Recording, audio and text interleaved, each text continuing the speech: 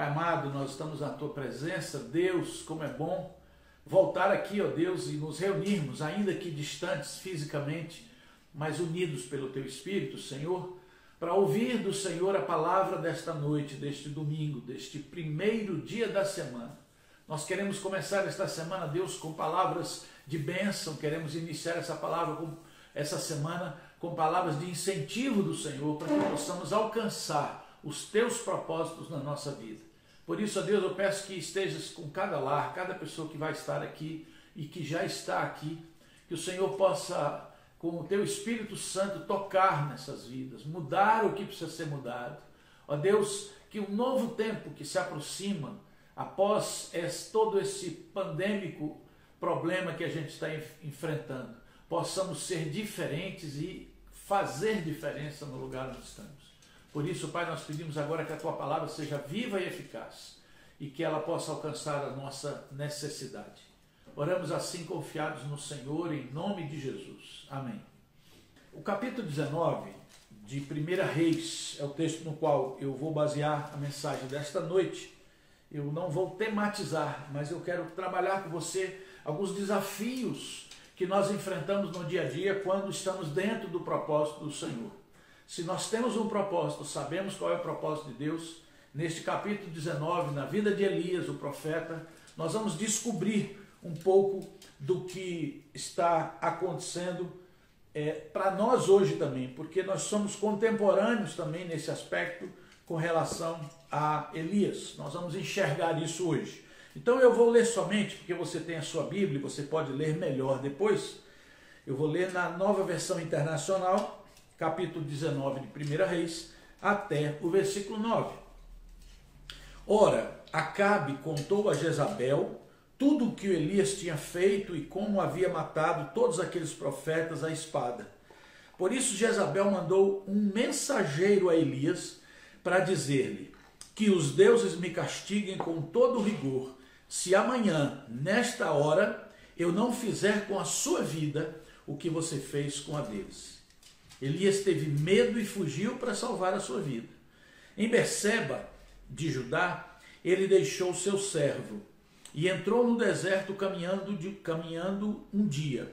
Chegou a um pé de giesta e sentou-se debaixo dele e orou pedindo a morte. Disse ele: já tive o bastante, Senhor, tira a minha vida. Não sou melhor do que os meus antepassados. Depois se deitou debaixo da árvore e dormiu. De repente, um anjo tocou nele e disse: levante-se e coma. Elias olhou ao redor e ali, junto à sua cabeça, havia um pão assado sobre brasas quentes e um jarro de água. Ele comeu, bebeu e deitou-se de novo. O anjo do Senhor voltou, tocou nele e disse: levante-se e coma, pois a sua viagem será muito longa. Então ele se levantou, comeu e bebeu. Fortalecido com aquela comida, viajou 40 dias e 40 noites até chegar a Horebe, o monte de Deus. Ali entrou numa caverna e passou a noite. Mesmo que você vá ler, e você deve ler o capítulo anterior, de 17 para frente, mas eu quero lembrar o contexto anterior imediato. Elias tinha acabado de trazer a profecia que a chuva voltaria para aquela terra e havia matado 400 profetas de Baal, que foram aqueles que ficaram acobertados por Jezabel. Foi ela que introduziu o culto a Baal no reino de Israel, e Acabe, que conhecia o Senhor, deixou estas coisas acontecerem. Logo em seguida disso tudo acontecer, ele agora fica sabendo que Jezabel, a esposa raivosa, rancorosa de Acabe, mandou um mensageiro para falar com ele. Ora, eu vejo que às vezes a gente não enxerga muito bem as coisas que a gente faz, o depois. Na verdade, a gente não precisa pensar muito no depois, a gente precisa pensar no agora, naquilo que a gente está fazendo dentro do propósito do Senhor. Eu lembro um pouquinho antes, no início do capítulo 17, quando Elias aparece como um profeta, é um homem que já chega com uma declaração contundente de que não haveria chuva nem orvalho naquele tempo, somente mediante a palavra de Elias é que isso aconteceria.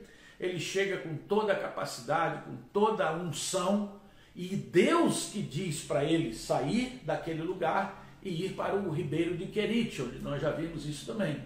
Ele passou ali por cerca de 6 a 8 meses, bebendo a água do riacho e sendo alimentado por corvos, com carne e pão pela manhã e carne e pão à noite. Elias experimentou o sobrenatural de Deus na sua vida, na sua maneira de viver dia a dia, buscando mais da presença do Senhor. Aconteceu naquele dia, então, um dia que o ribeiro secou, ele já não tinha mais do que beber, e você pode até ficar muitos dias sem comer, mas sem beber água é muito complicado, organicamente falando. Mas, então Deus diz para ele, sai daqui, vai para Sarepta. Então de Samaria até Sarepta, distou cerca de 400 quilômetros, que ele teve que ir nessas duas etapas da sua viagem. Lá esteve com aquela viúva, você já ouviu a mensagem se esteve aqui conosco domingo passado. Ali estava ele lembrando que Jezabel era a responsável pela morte dos profetas do Senhor. Obadias, um servo do rei Acabe, escondeu, porque temia o Senhor, escondeu cerca de 100 dos profetas em 2 cavernas, dividiu o grupo em 50 e 50, e lá esteve. Mas ele não tinha temor de Jezabel nem de Acabe, quando ele voltou e começou a trazer as notícias da chuva e o enfrentamento aos profetas de Baal. Acontece que agora, por uma simples mensagem de um terceiro, porque Jezabel não foi até ele, e ela chega e manda um mensageiro dizer, eu vou fazer com você o que você fez com os meus profetas. Quando estamos na presença de Deus, queridos, às vezes a gente tem que pensar nisso.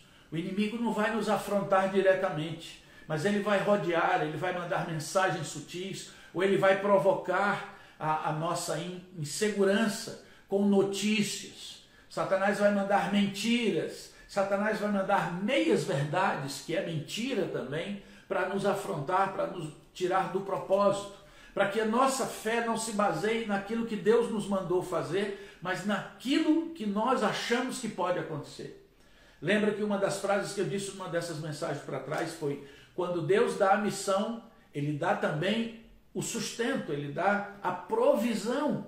Quando Deus dá a direção, Ele dá a provisão. E neste caso, por que Elias fugiu? Não foi Deus dessa vez que mandou Elias fugir.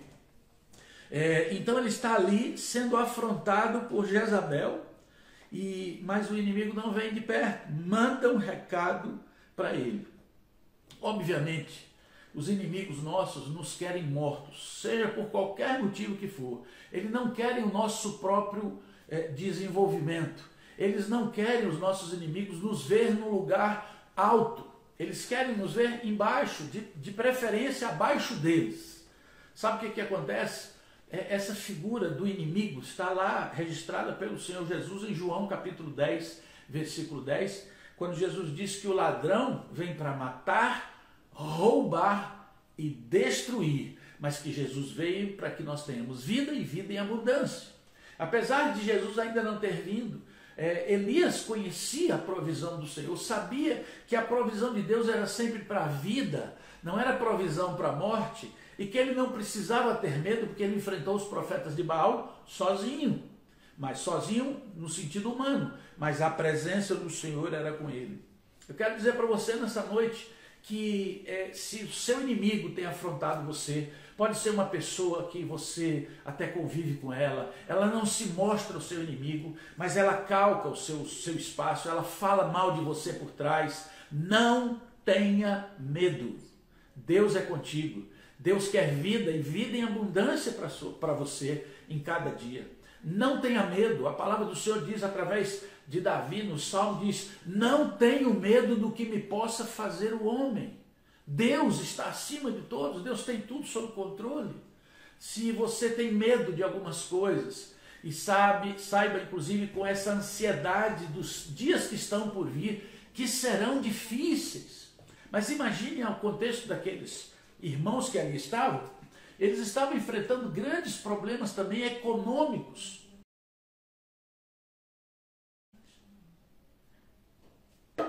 eles estavam enfrentando problemas econômicos por causa da seca.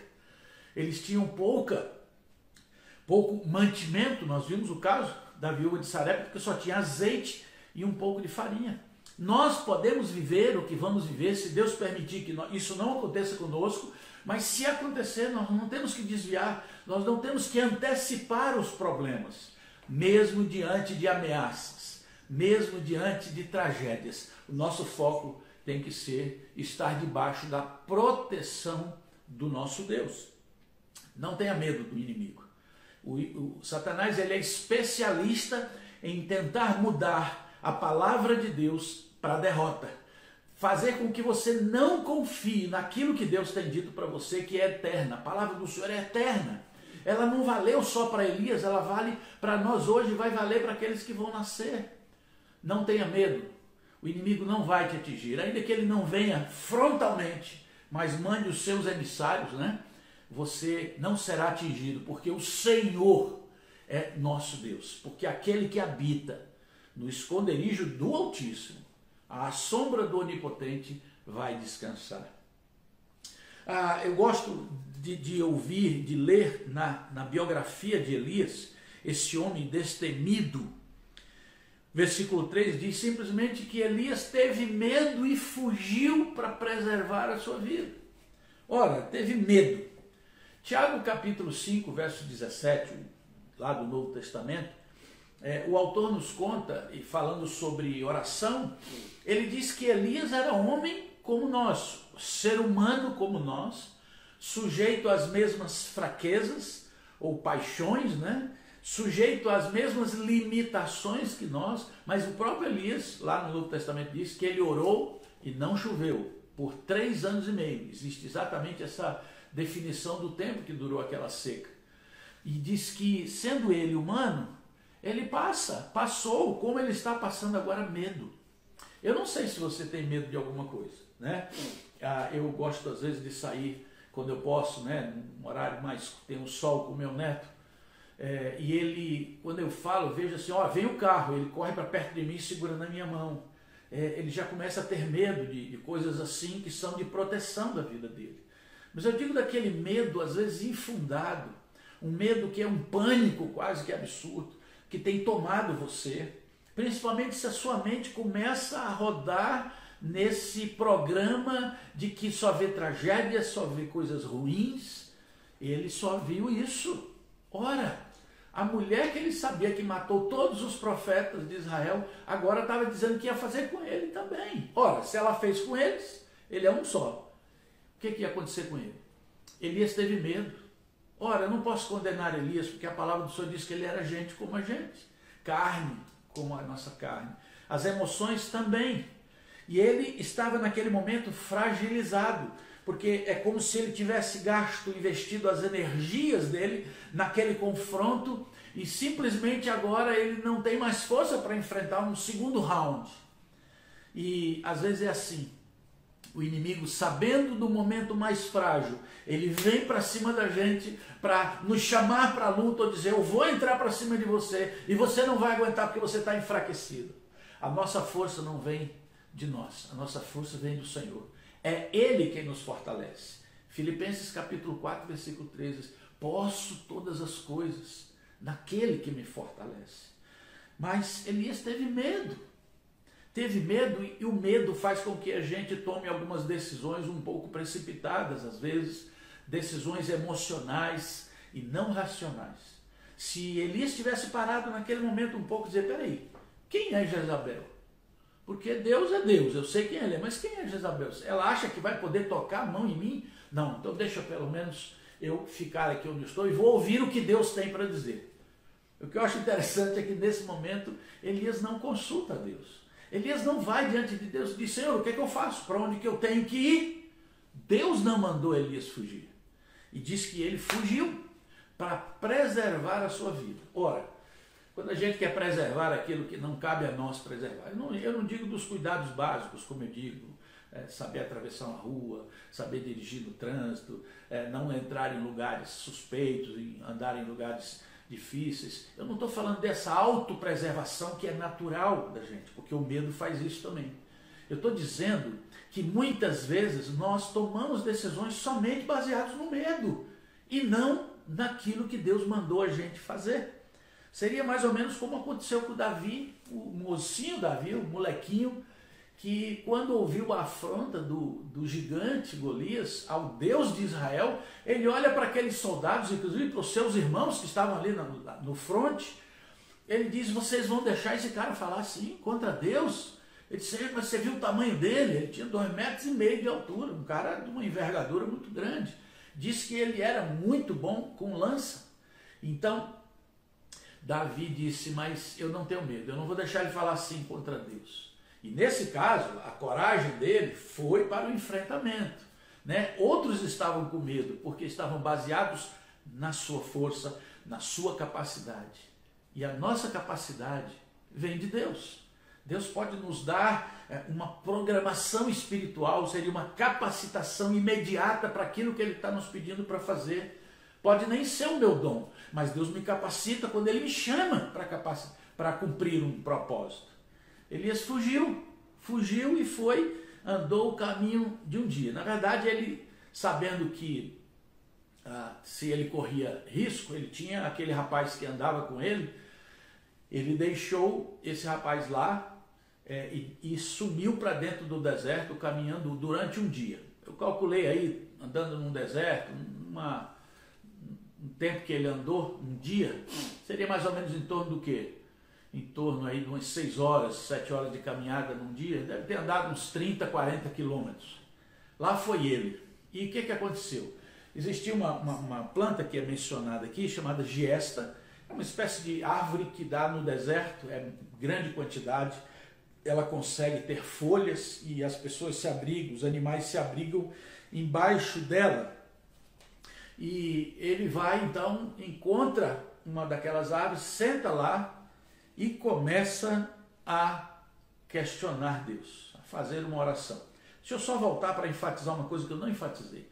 Ele fugiu para salvar a sua vida.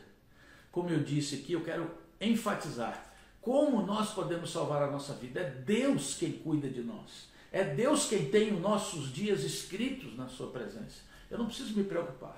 E Elias devia saber disso. Mas na hora do medo, quando a gente dá vazão às emoções, quando a gente dá vazão à mente confusa, nós podemos fazer e acontecer conosco o que aconteceu com Elias. Isso não quer dizer que ele não fosse um profeta ou que fosse um profeta fracassado. Então ele vai, se assenta debaixo daquela giesta, e a oração dele é impressionante, a oração de um depressivo, de uma pessoa que está cansada de um dia. Quer dizer, se a mente dele já estava nessa caminhada toda pensando como seria, se alguém ia alcançá-lo, se alguém tinha visto para que direção ele foi, imagine a tensão que ele passou, né? Mas ele chega lá e diz, olha a oração dele, eu vou ler literalmente mais uma vez. Ele diz assim: já tive o bastante, Senhor, tira a minha vida. Não sou melhor do que os meus antepassados. Depois se deitou debaixo da árvore e dormiu. Ora, tudo bem que ele estivesse cansado, esgotado, mas é uma oração do tipo: olha, eu não vou atentar contra a minha vida, Deus, mas eu quero que o Senhor leve a minha vida, já que o Senhor é dono dela, me tira a vida. Eu não sou melhor do que ninguém, eu não sou melhor do que meus antepassados, né? Muitos profetas morreram, inclusive agora recentemente. Tira a minha vida. Eu sei que alguns problemas às vezes nos fazem pensar nestas coisas. E para uma pessoa chegar a pensar em tirar a própria vida, você imagina o desgaste emocional que ela está. E ele agora está sozinho. Ele agora está no deserto, distante de tudo e de todos, e achando que ele está preservando a sua vida, e Deus não havia mandado ele para lá. Isso é mais uma consequência de quando a gente toma decisões baseadas na racionalidade somente, ou nas emoções, que a gente pode se comprometer. Na verdade, a gente entra em situações que seria mais ou menos como tentar a Deus para ele fazer uma coisa que ele não gostaria de fazer. Porque até então a gente não sabe qual era o plano de Deus para Elias. Se ele tivesse consultado a Deus com relação a Jezabel, o que Deus diria para ele. O certo é que Deus também é tão nobre, Deus é tão perfeito, que ele dá o direito de Elias agir como achou que tinha que agir, como se desconectar da palavra de Deus e ir seguir aquilo que ele achava que era o certo. Ora, todos nós podemos passar por isso.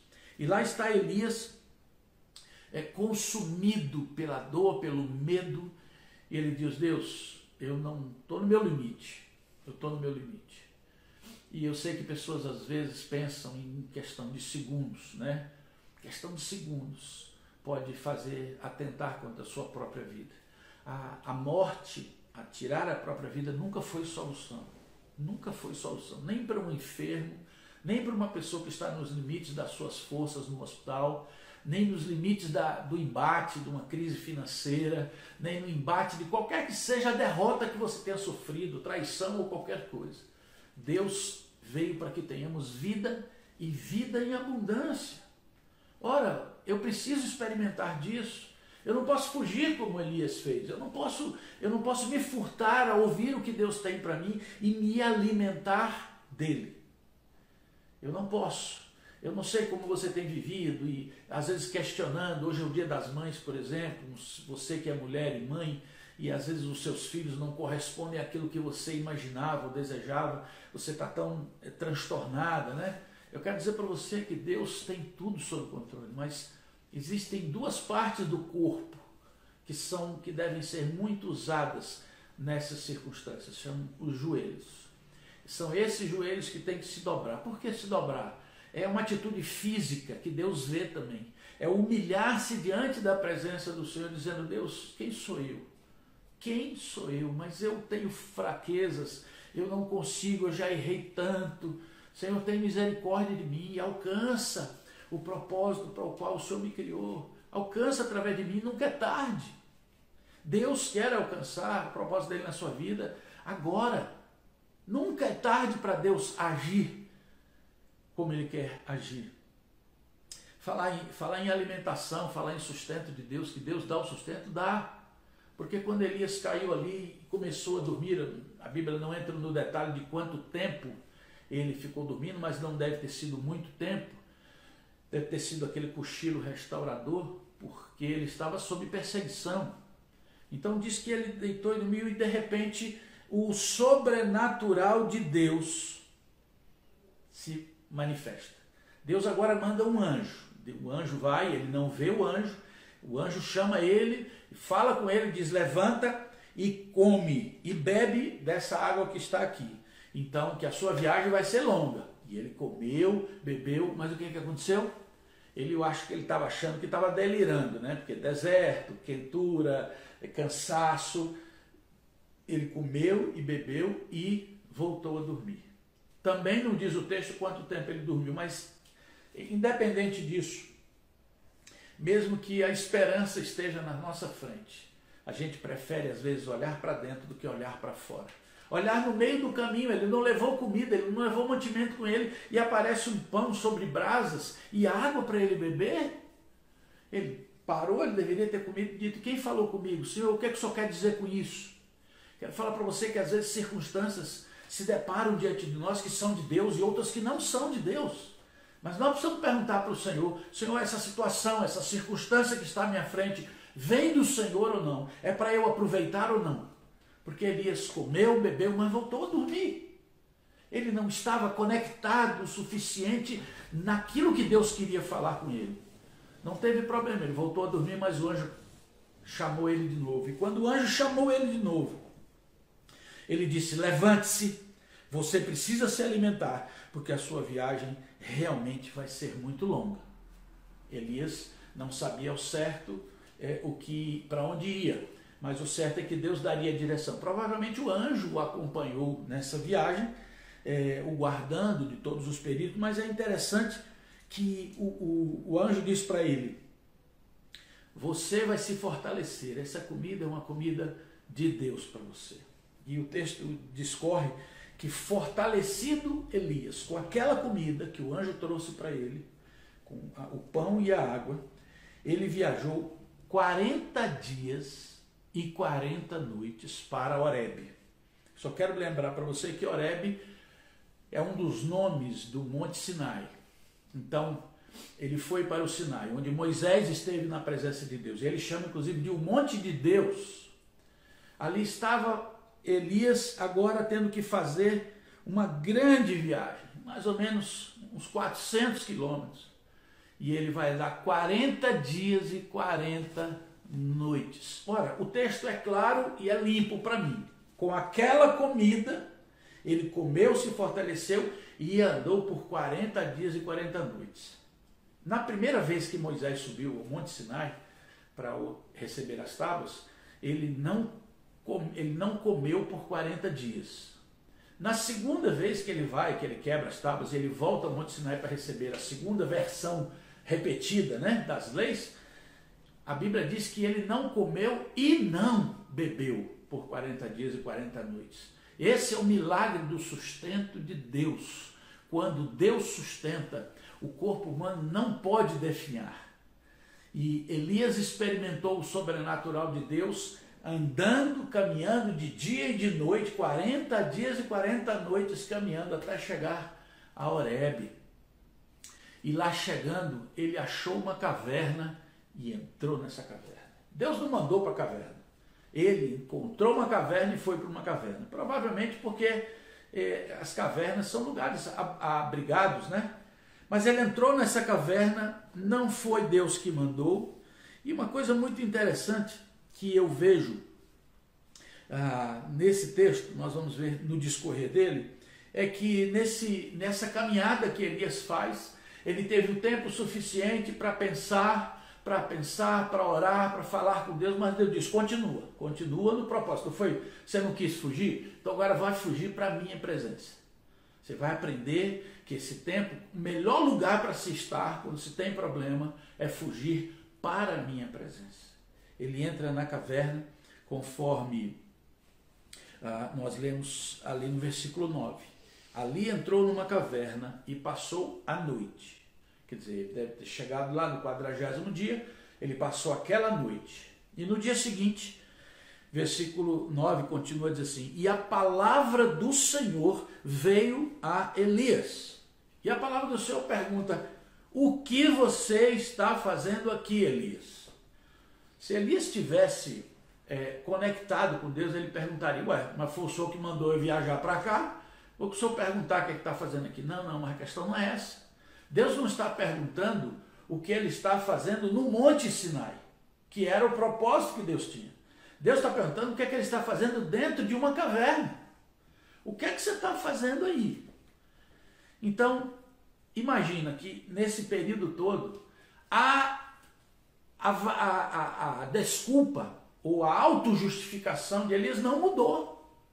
Elias diz o seguinte, tenho sido muito zeloso pelo Senhor, o Deus dos exércitos. Os israelitas rejeitaram a tua aliança, quebraram os teus altares e mataram os teus profetas à espada. Sou o único que sobrou e agora também estão procurando matar-me. Que discurso bonito, que discurso explicativo para ele mesmo, que autoimagem que ele está ali. Sabe uma coisa? Deus conhece o nosso coração. Tanto é que esse tipo de avaliação Deus vai fazer quando ele voltar. A palavra do Senhor diz que quando Jesus voltar, lá em Mateus, ele diz assim, que muitas pessoas vão dizer assim, Jesus, sou eu em teu nome eu expulsei demônios, em teu nome eu fiz milagres, em teu nome eu fiz muita coisa, o Senhor não lembra de mim, eu não estou aí nesse grupo não. Ele disse, eu nem conheço vocês. Sabe por quê? Porque Elias está usando aqui de um aspecto humano, tentando dizer para Deus que ele é santo, ou ele é uma pessoa diferenciada dos outros, porque os outros deixaram a aliança, mas ele não. Ele está ali padecendo todas essas coisas. Deus não ouve para essas coisas. Deus não quer ouvir o que eu tenho para reivindicar. Deus tem para olhar para mim o que eu tenho a me entregar para Ele. E é o que Deus está tentando falar com ele. E o Senhor disse para ele, saia e fique no monte, na presença do Senhor, pois o Senhor vai passar. Olha, eu confesso para vocês que por muitos anos eu li esse texto, eu já conhecia esse texto, mas nunca tinha me atinado para um detalhe que vai acontecer aqui. Mais uma vez, e aqui Deus dá uma ordem para ele, saia daqui e vá para o monte, para que você possa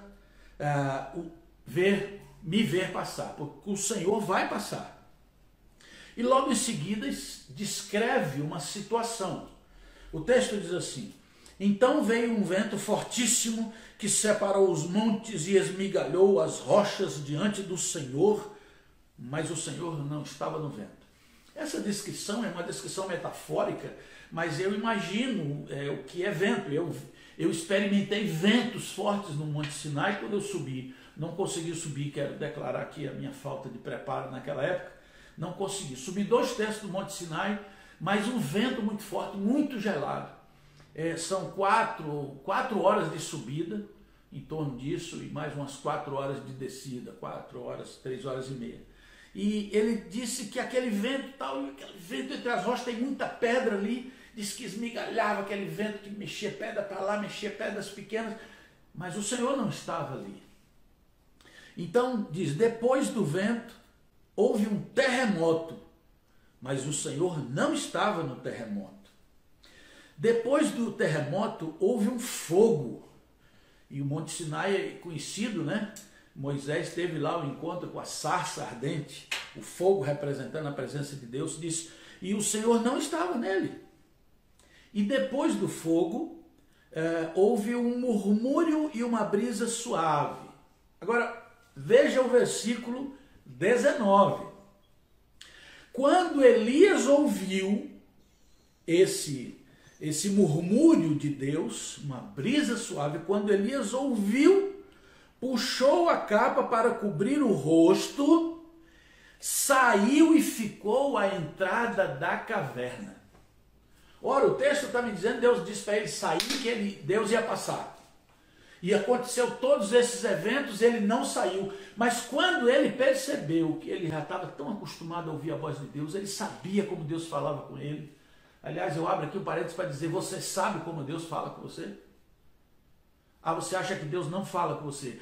Muitas vezes as pessoas me perguntam, como é que eu vou saber que Deus fala comigo?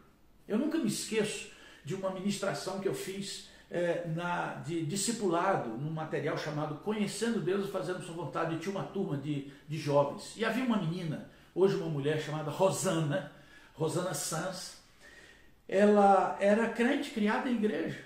E um dia eu tratei desse texto, eu falei, porque Deus fala conosco de maneira que eu possa entender e ouvir. E a voz de Deus é inconfundível. Quando terminou o evento, ela me procurou e disse assim, pastor, como é que é a voz de Deus?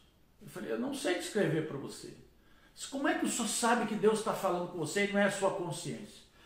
Eu falei, porque o Espírito de Deus habita em mim e ele me mostra, me faz identificar a voz dele. Como é? Então eu sei perceber quando Deus está falando comigo. E eu posso dialogar. Passou um tempo, quando nós terminamos o discipulado, a Rosana, nos testemunhos que a gente ouve de cada um do que foi o curso, ela em lágrimas, ela disse assim, pela primeira vez na minha vida de crente, eu ouvi a voz de Deus. E eu não pude suportar tamanha docilidade. E eu me prostrei diante do Senhor e chorei e orei muito ao Senhor. Então, Rosana Sanz experimentou porque Deus falou com ela do jeito que ela entende. Elias conhecia o jeito de Deus falar com ele, porque Deus deu cada ordem para ele e ele cumpriu aquelas ordens. E Deus disse, sai daí e sobe no monte, vai para a minha presença porque o Senhor vai passar. E diz que todos esses eventos aconteceram, no versículo 3 diz, quando Elias ouviu esse vento suave, puxou a capa para cobrir o rosto, saiu e ficou na entrada da caverna. Quer dizer, se saiu, ele não tinha saído, ele estava lá dentro. Ele saiu e ficou à porta da caverna. Sabe por quê? Porque diante dos temores havia uma turbulência no coração de Elias. O que é Deus? Quais desses eventos Deus vai se manifestar? Mas no seu interior ele sabia como Deus falava com ele. A autoridade, a mansidão. E ele, quando ouviu aquela brisa suave, se disse, é o Senhor, deixa eu me cobrir, deixa eu me expor. E essa capa significa, cobrindo o rosto, significa, Senhor, eu tenho vergonha de estar nessa situação. A gente precisa aprender a dizer para Deus, Senhor, eu tenho vergonha de estar nessa situação. Eu tenho vergonha de ter fugido das tuas ordens. Eu tenho vergonha de não conseguir falar para o Senhor o que eu estou sentindo. Talvez você não saiba, Deus ouve cada palavra. Deus ouve cada sentimento. Às vezes até nem palavras você precisa dizer para Deus saber o que você está passando. E eu quero que você confie numa verdade bíblica de que o Espírito Santo ora por nós, intercede por nós quando nós não sabemos orar do jeito certo. Nós precisamos confiar que o Espírito de Deus em nós interpreta tudo o que estamos fazendo, às vezes uma lágrima ou silêncio mesmo. E o Espírito Santo leva até Deus e diz, ele está falando isso, Deus. Então Deus diz, vamos conceder, vou conceder ao meu filho a sua necessidade. Elias se cobriu, Elias ficou temeroso, se cobrindo com a sua capa, e ele diz, uma voz lhe perguntou, o que você está fazendo aqui, Elias? A segunda vez a pergunta vem, mas agora, quando a pergunta vem para Elias, seria a oportunidade de Elias poder responder de outra forma. O que você está fazendo aqui, Elias? Elias ainda não entendeu o propósito de Deus para ele. Elias responde do mesmo jeito. A resposta é, tenho sido muito zeloso pelo Senhor, o Deus dos exércitos. Os israelitas rejeitaram a tua aliança, quebraram os teus altares e mataram os teus profetas à espada. Sou o único que sobrou e agora também estão procurando para matar-me. Gente, parece, sabe o que eu estou vendo aqui um pouco? Aquele filho, a oração do filho pródigo. Que o filho pródigo decorou para chegar diante do pai e falar. Achando que são as muitas palavras que vão justificá-lo diante de Deus. A resposta de Deus é tão tremenda, irmãos. A resposta de Deus é tão maravilhosa. A resposta de Deus alcança o propósito do que Deus veio fazer na vida de Elias.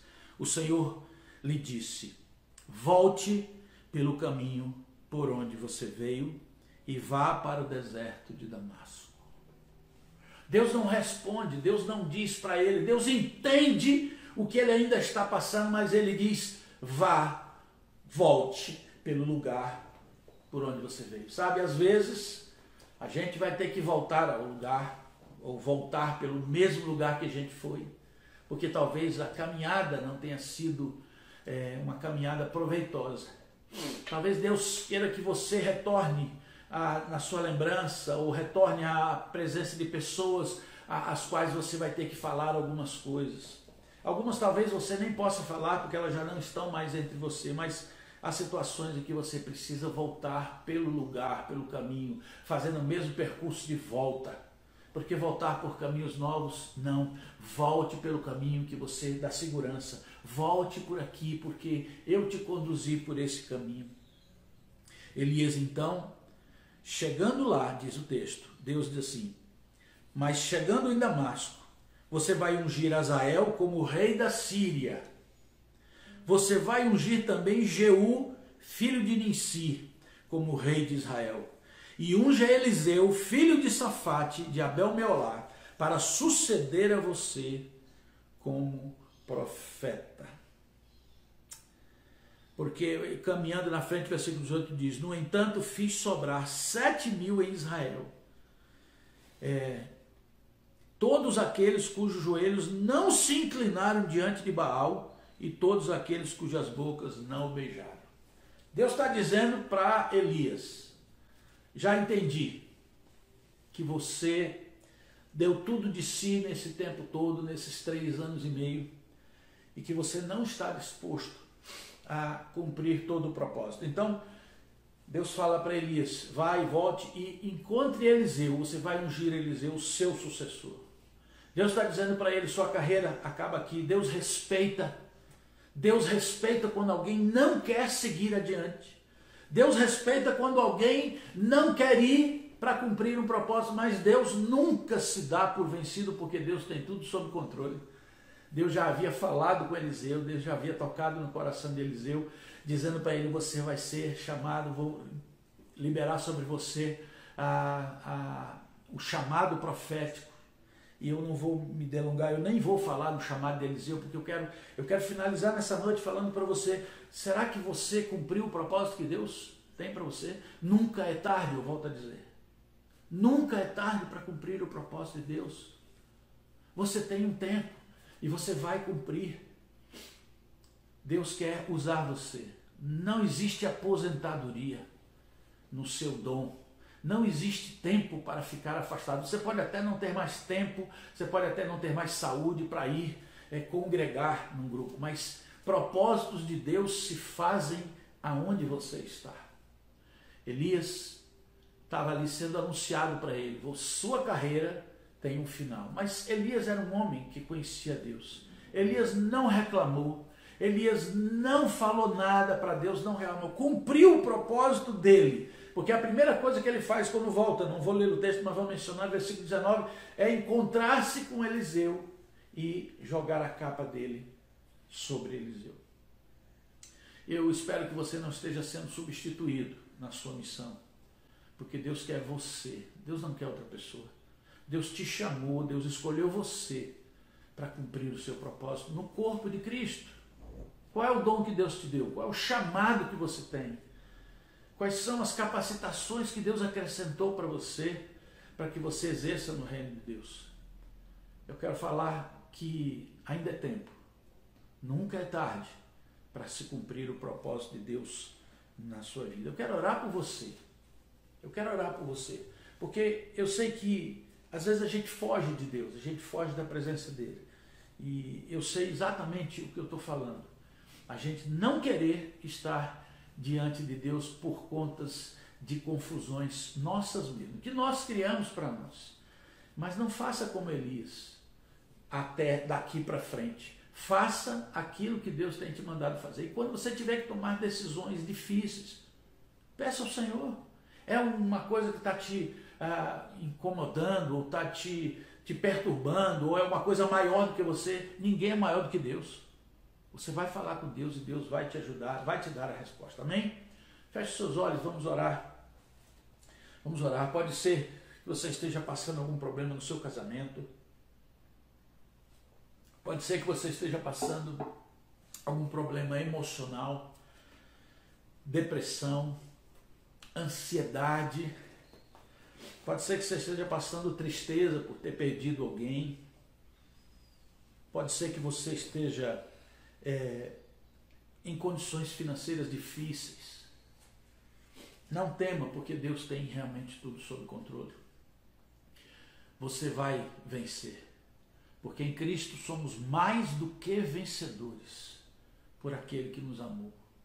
E eu estou certo de que nem a morte, nem a vida, nem os anjos, nem principados, nem coisas do presente, nem do porvir, nem altitude, nem profundidade, nem qualquer outra criatura no mundo nos pode separar do amor de Deus que está em Cristo Jesus. Receba esta palavra também nessa noite como palavra que o Senhor trouxe para o seu coração. Vamos orar. Ó Deus amado, tua palavra é viva e eficaz.